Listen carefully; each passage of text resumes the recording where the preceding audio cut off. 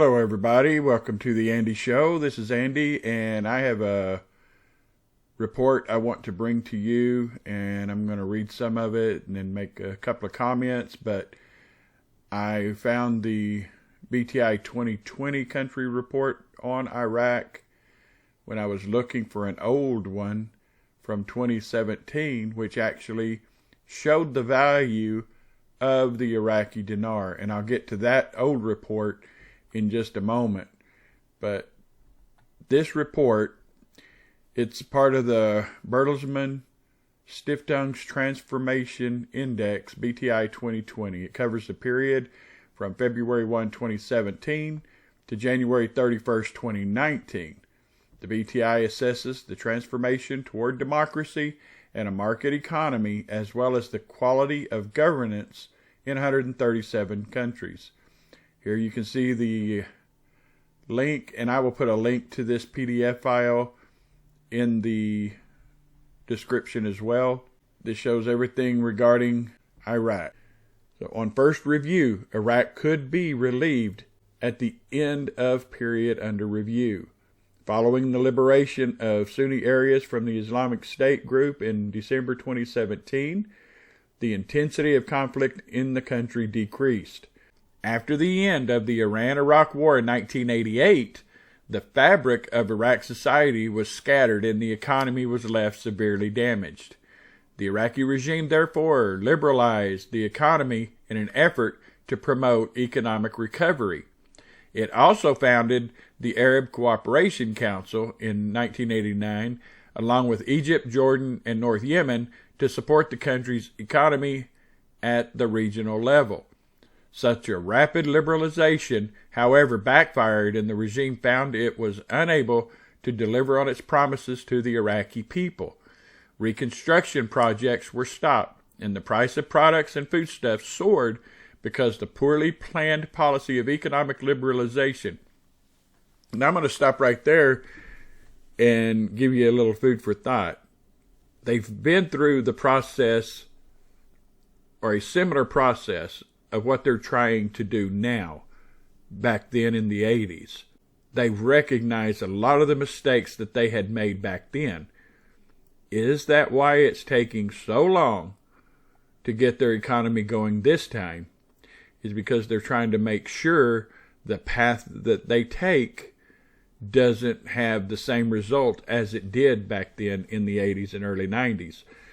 So just some food for thought. We don't know, other than small leaks here and there, exactly what's going on, but there's a bigger picture to all this, and I think that the reason it's taking so long is that they are trying to do everything the right way, not necessarily how it comes across to us, how it's pictured, or what it looks like at the time. They have an end goal, they have an end game, and they are taking their time to do it right. Are they almost there? Who knows? Okay, the economic transformation level of socioeconomic development. Since the Iraqi economy is largely dependent on oil, which provides more than 90% of government revenue, the economy is tightly bound to global oil price developments. GDP growth decreased to negative 0.8% in 2017. Though this was partly due to disruption to oil extraction in the course of the IS group's conquest, insufficient infrastructure, and the immediate political consequences of the KRG independence referendum in 2017. There are nearly 2 million IDPs in the country and nearly 4 million returnees who are in dire need of rehabilitation. Rehabilitation policies will need to address sanitation management and water and electricity supplies. The federal government is currently deciding on a reconstruction and recovery budget for areas that were under the IS group's control until 2017. The World Bank has estimated that such an endeavor would require up to $88 billion, while an international reconstruction conference held in Kuwait in February 2018 secured pledges of $30 billion in loans and grants from eternal donors. Only a small portion of these funds have materialized. Here's something I want you to take a look at. Monetary and fiscal stability. Since 2003, the government's monetary policy has focused on maintaining price stability and exchange rate predictability. The inflation rate has remained low since 2010. According to the World Bank, the inflation rate, CPI, decreased from 1.4% in 2015 to 0.2% in 2017. The government maintained the rate of 2.8% liquidity in the central bank. As such, it is expected that the inflation rate will remain constant for the next 2 to 3 years. These positive numbers are even more impressive given the fact that the IS group had reportedly looted $800 million from Iraqi banks. The reduction of Iraq's debt to a sustainable level and debt relief negotiations have been the central bank's priorities since 2003. This led to an 80% reduction of the Paris Club debt, approximately $800 million annually. While negotiations with non-Paris Club creditors are still ongoing in an attempt to ease the financial burden on the country, members of the Paris Club agreed to postpone debt reimbursement for Iraq until the end of 2019. Iraq's external debt was reduced to $58.13 billion at the end of 2014, yet it increased to $73.2 billion in 2017. Meanwhile, Iraq's public debt decreased slightly from 66.9% of GDP in 2016 to 63.8% in 2017.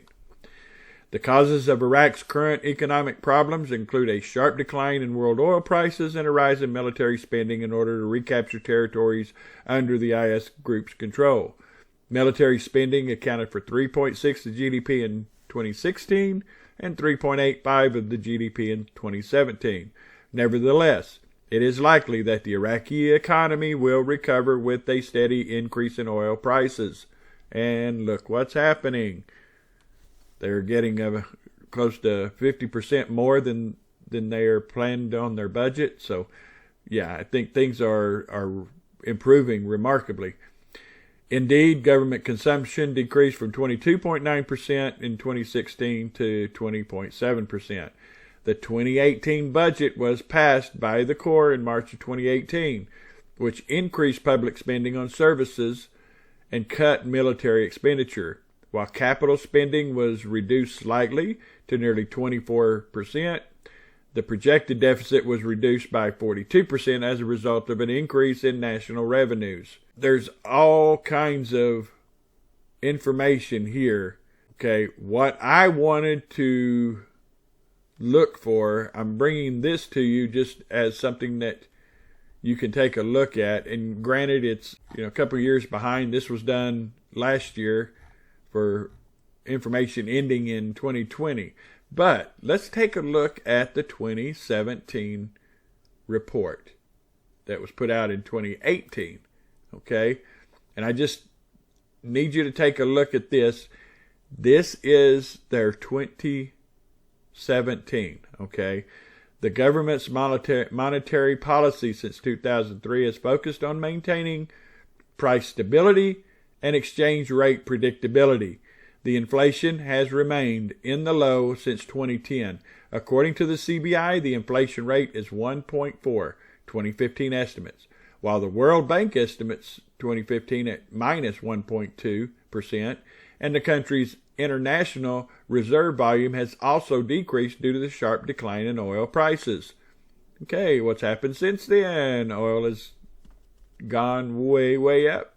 So they're making much more than they were at this time. And I'll get to why I'm saying that in just a moment. The independence of the CBI suffered a setback in 2011 when former PM al-Maliki won a court ruling that placed independent institutions, including the CBI, under the control of the cabinet.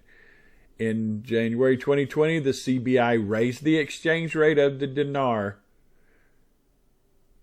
to 119, causing a huge crisis that led the Supreme Judicial Council to issue an arrest warrant for CBI Governor Shannon al-Shabibi in October 2012 on charges of corruption. Al-Shabibi received a 7-year prison sentence in absentia in 2014, shortly before being acquitted of all charges.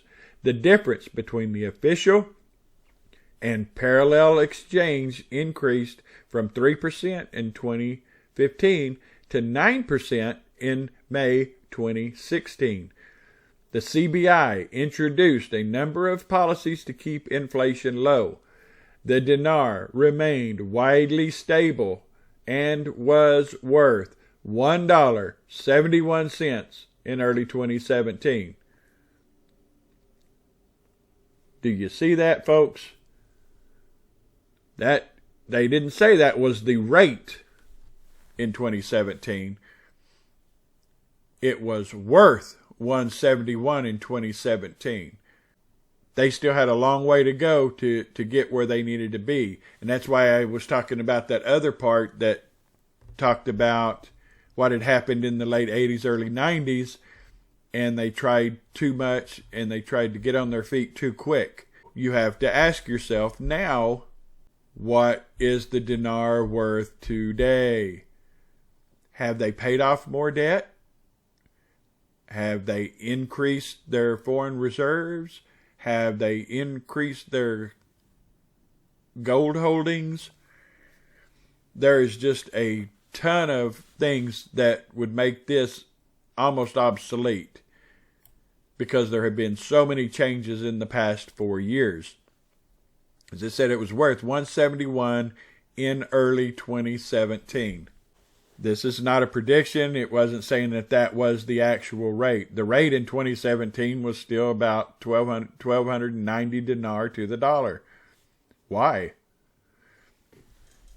So if they can talk about the dinar being worth 171 in early 2017, they were talking about the real rate, the real value of the Iraqi dinar. To me, with the debt that they have paid over the past 4 years, so they would have less debt. They've got much higher revenues now with the oil prices.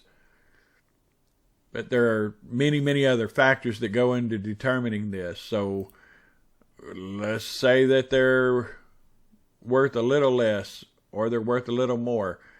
This is where I have always based, since I saw this article, this is where I have based my opinion, strictly my opinion, that when they decide to revalue the dinar, it would be in the 150 to 250 range. I mean, it could be higher. I don't know. And I don't have any evidence to prove that it's going to be in that range. A lot of people think it's going to be higher.